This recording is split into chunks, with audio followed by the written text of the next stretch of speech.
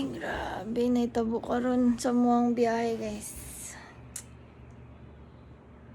Hindi ka po ko makapaniwala.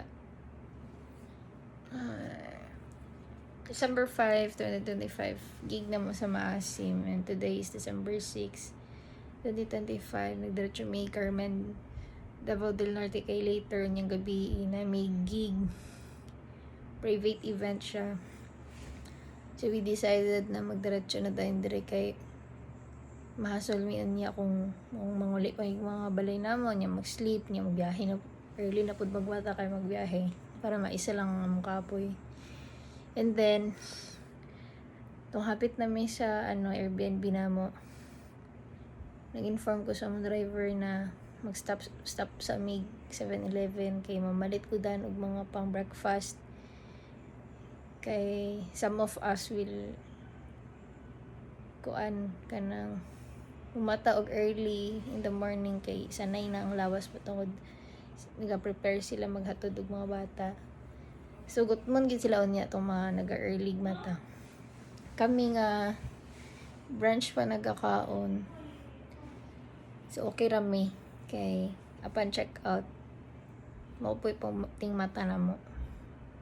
So yun na nato may 7-Eleven and then lo kabalo ko asa to na part na 7-Eleven sa Davao.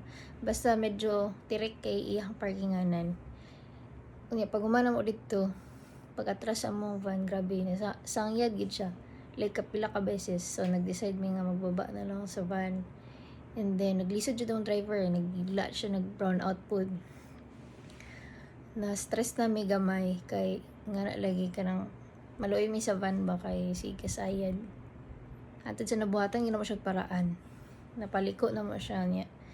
Ang iyang atubangan na lang ang gininig naog. And then nakanaog na mi. So medyo na-stress gid kay mi. Mga slide. Pagtuyok na mo, guess what?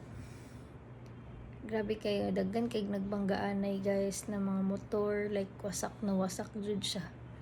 Grabe di. Murag naano jud mi nga grabe giproteksyonan kita sa Ginoo. Thank you kay Lord. Grabe nangurog gid mi alos tanan. Kay dagan kay gignapituan. Sabon. Yeah. So mo to. It's gid very important gid na mag-pray gid ta habang gabiyahe. Yes, we need to pray. It is a must na makover ta o divine protection. Yes. Wherever we go kasi you can pray man bisag 5 seconds as long as Sincere. Diba? Grabe jud as in gid lalaa jud uy. ano pa jud guys, dili gid siya nang petiks gud na bangga. Yeah. As in warak jud ang tatlo kasing goal, tama ba? Oo. Dalawa kasi sa left side eh. Basta napot yung mga sakyanan. As in, dito Dito kita gid, mo. Siguro mga mga Kung 10 steps away sa paliko na sa mua dito. kung gid ta kung nakanaog ta dayon ato. Dugay, kami nakabaking. As in.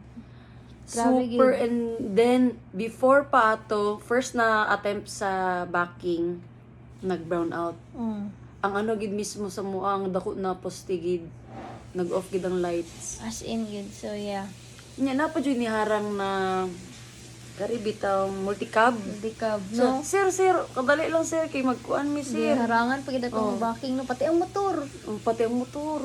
Ihanap na ako, sir, forward sa ka, sir, liog, sir, kay, backing ni.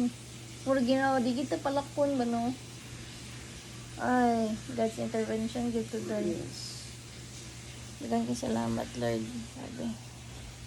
Thank you kayang kabot gid may safe and sound dari sa mong, tuluganan. So, never underestimate, good, the power of prayer. Yes, malang namong gusto ipaano sa inyo, And keep safe everybody.